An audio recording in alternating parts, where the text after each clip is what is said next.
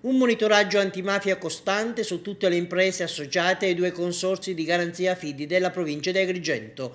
L'ulteriore filtro per contrastare le infiltrazioni arriva grazie ad un protocollo d'intesa, primo del genere in Italia, che avvia la sperimentazione in un settore delicato per l'attività delle imprese, quello dell'accesso al credito, specie in un momento di grande difficoltà e di profonda crisi finanziaria.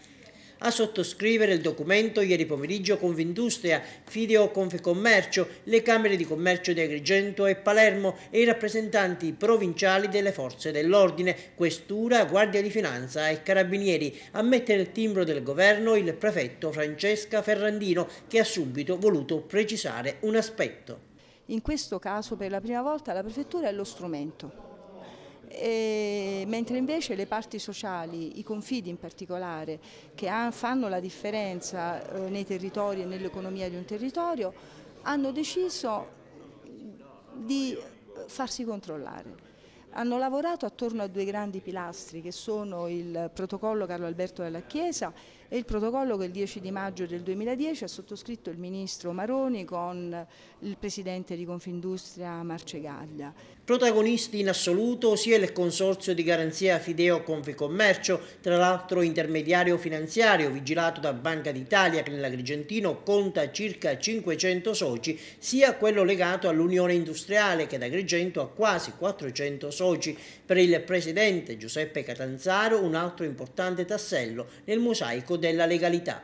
Trasformare la parola legalità in normalità, che tradotto con l'accordo di oggi vuol dire agevolare l'accesso al credito alle tante piccole imprese che operano nel territorio e che sono normali.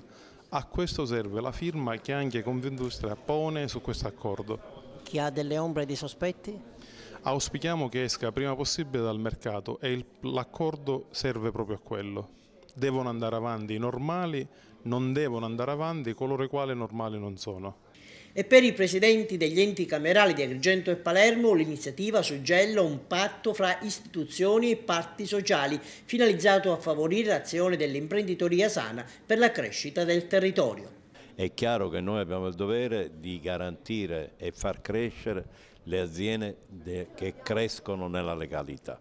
Quelli che non crescono nella legalità li dobbiamo espellere. È un ulteriore tassello, un'altra pietra miliare nel cammino della legalità nel mondo delle imprese. Questa è una provincia che vuole lavorare ormai solo con imprese legali, solo con imprese che rifuggono da quello che è la mafia, da quella che è la collusione con questi sistemi che non ci appartengono più.